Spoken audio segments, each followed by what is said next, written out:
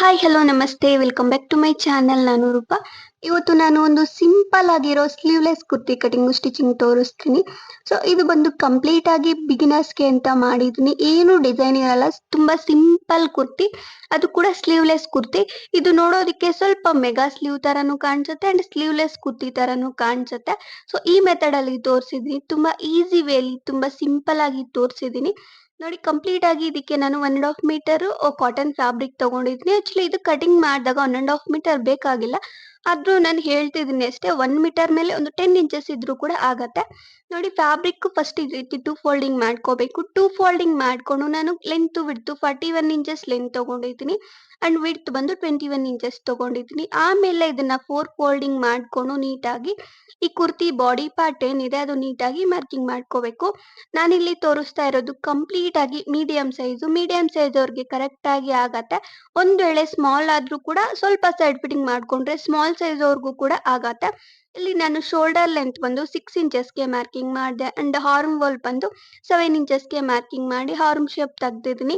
ಇಲ್ಲಿ ನಾನು ಇವಾಗ ಮಾರ್ಕಿಂಗ್ ಮಾಡಿದ್ದು ಏನು ಅಂದ್ರೆ, ಇಲ್ಲಿ ಸ್ಲಿಟ್ ಪಾರ್ಟ್ ನಾನು ಹೇಳ್ದೆ ಅಲ್ವಾ ತುಂಬಾ ಈಸಿಯೆಸ್ಟ್ ವೇಲಿ ತೋರಿಸ್ತೀನಿ ಅಂತ. ಜಸ್ಟ್ ನಾನು ಆರ್ಮ್ ಶೇಪ್ ಮಾರ್ಕ್ ಮಾಡ್ದೆ ಅಲ್ವಾ, ಜಸ್ಟ್ ಅಲ್ಲಿಂದ ಸೈಡ್ ಅಲ್ಲಿ ಸ್ಲಿಟ್ ಪಾರ್ಟ್ ಕಡೆಗೆ 11 ಇಂಚಸ್ಗೆ ನಾನು ಮಾರ್ಕಿಂಗ್ ಮಾಡಿದ್ದೀನಿ. ಸೊ ಸೈಡ್ ಅಲ್ಲಿ ಸ್ಲಿಟ್ ಬರತ್ತಲ್ಲ, ಅದು ನಾನು 11 ಇಂಚಸ್ಗೆ ಮಾರ್ಕಿಂಗ್ ಮಾಡಿದ್ದೀನಿ. ಅಂಡ್ ಸ್ಲಿಟ್ ವಿಡ್ತ್ ಬಂದು ವೇಸ್ಟ್ ಲೆಂತ್ ಕೂಡ ಅಂತಾರೆ, ಅಲ್ಲಿಂದ ನಾನು ಜಸ್ಟ್ 1.5 ಇಂಚಸ್ಗೆ ಮಾರ್ಕಿಂಗ್ ಮಾಡಿಕೊಂಡು ಜಸ್ಟ್ ಮಿಡಲ್ ಅಲ್ಲಿ ಏನಿದೆ ಆ ಕಡೆ ಗೆರೆ ಮತ್ತೆ ಈ ಕಡೆ ಗೆರೆ ಕಂಪ್ಲೀಟ್ ಆಗಿ ಆಡ್ ಆಗೋ ತರ ಮಾರ್ಕಿಂಗ್ ಮಾಡಿದ್ದೀನಿ. ಹಾಗೆ ಈ ಕಡೆ ನೆಕ್ ಪಾರ್ಟ್ ನಾನು ಮಾರ್ಕಿಂಗ್ ಮಾಡಿ ತೋರಿಸ್ತಾ ಇದ್ದೀನಿ. ಜಸ್ಟ್ 3.5 ಇಂಚಸ್ಗೆ ನಾನು ನೆಕ್ ಲೆಂತ್ ತಗೊಂಡಿದ್ದೀನಿ. ಹಾಗೆ ಫ್ರಂಟ್ ನೆಕ್ ಡೀಪ್ ಬಂದು ನಾನು 5.5 ಇಂಚಸ್ಗೆ ಮಾರ್ಕಿಂಗ್ ಮಾಡಿದ್ದೀನಿ. ನಾನಿಲ್ಲಿ ಮಾರ್ಕಿಂಗ್ ಮಾಡಿದ್ದು ಫ್ರಂಟ್ ನೆಕ್, ಬ್ಯಾಕ್ ನೆಕ್ ಆಮೇಲೆ ಬರುತ್ತೆ. ಆಲ್ರೆಡಿ 4 ಫೋಲ್ಡಿಂಗ್ ಇದೆ ಅಲ್ವಾ, ಇದು ಸಪರೇಟ್ ಮಾಡಾದ್ಮೇಲೆ ಬ್ಯಾಕ್ ಪಾರ್ಟ್ ನೀವು ಮಾರ್ಕಿಂಗ್ ಮಾಡ್ಕೋಬೇಕು.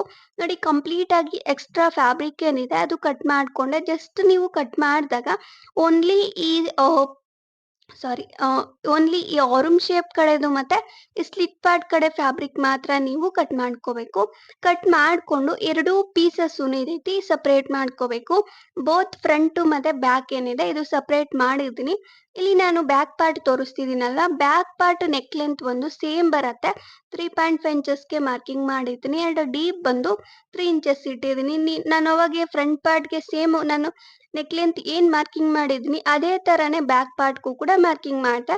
ಈ ರೀತಿ ನೀಟಾಗಿ ಮಾರ್ಕಿಂಗ್ ಮಾಡ್ಕೊಂಡು ಬೋತ್ ಫ್ರಂಟ್ ಮತ್ತೆ ಬ್ಯಾಕ್ ಏನಿದೆ ಎರಡು ನೆಕ್ ಪಾರ್ಟ್ಸ್ ನೀಟಾಗಿ ಕಟ್ ಮಾಡ್ಕೋಬೇಕು.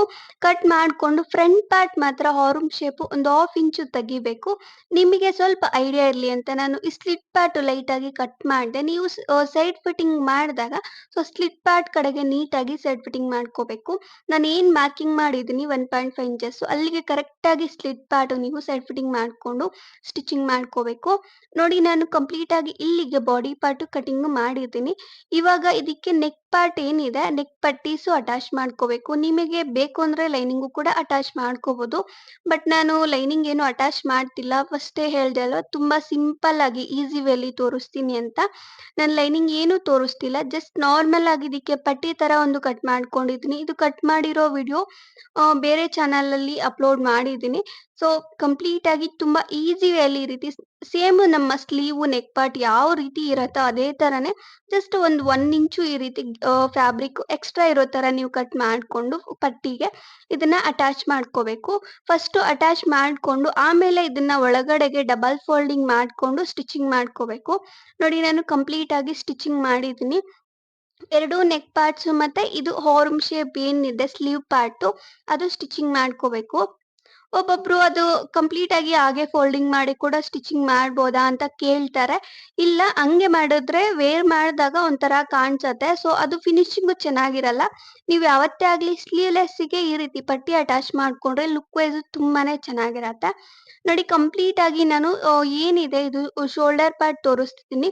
ಜಸ್ಟ್ ಇದು ಎಲ್ಲಾ ಸ್ಟಿಚಿಂಗ್ ಆದ್ಮೇಲೆ ಪಟ್ಟೀಸು ನೀವು ಜಸ್ಟ್ ಶೋಲ್ಡರ್ ಪಾರ್ಟ್ ಸ್ಟಿಚಿಂಗ್ ಮಾಡ್ಕೊಂಡು ಇದಕ್ಕೆ ಸೆಡ್ ಫಿಟ್ಟಿಂಗ್ ಮಾಡ್ಕೊಂಡು ಇದಕ್ಕೆ ಸ್ಲಿಟ್ ಪಾರ್ಟ್ ಏನಿದೆ ಅದನ್ನ ಫೋಲ್ಡಿಂಗ್ ಮಾಡ್ಕೊಂಡು ಸ್ಟಿಚಿಂಗ್ ಮಾಡ್ಕೊಂಡ್ರೆ ಆಗತ್ತೆ.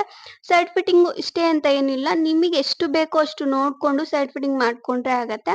ಓನ್ಲಿ ಸ್ಲಿಟ್ ಪಾರ್ಟ್ ಕಡೆಗೆ ಸೈಡ್ ಫಿಟ್ಟಿಂಗ್ ಮಾಡ್ಕೊಂಡು ಆಮೇಲೆ ಇದು ಸೈಡ್ ಸ್ಲಿಟ್ ಏನಿದೆ ಅದನ್ನ ಡಬಲ್ ಫೋಲ್ಡಿಂಗ್ ಮಾಡ್ಕೊಂಡು ನೀವು ಸ್ಟಿಚಿಂಗ್ ಮಾಡ್ಕೋಬೇಕು. ನಾನು ಇದನ್ನ ಮಾತ್ರ ತೋರಿಸ್ತಿದ್ದೀನಿ.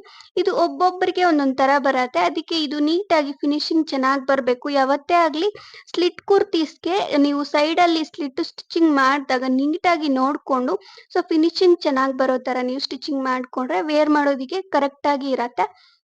ನೋಡಿ ಕಂಪ್ಲೀಟ್ ಆಗಿ ನಾನು ಸ್ಟಿಚಿಂಗ್ ಮಾಡಿದ್ದೀನಿ. ಇದು ಸ್ಟಿಚಿಂಗ್ ಆದ್ಮೇಲೆ ಈ ಸ್ಲಿಟ್ ಪಾರ್ಟ್ ಕಡೆಗೆ ಲೈಟ್ ಆಗಿ ನೀವು ಕಟ್ ಮಾಡ್ಕೋಬೇಕು. ಇದು ಕಂಪ್ಲೀಟ್ ಆಪೋಸಿಟ್ ತಗೊಂಡ್ರೆ ಚೆನ್ನಾಗಿ ಇರಲ್ಲ ವೇರ್ ಮಾಡಿದಾಗ.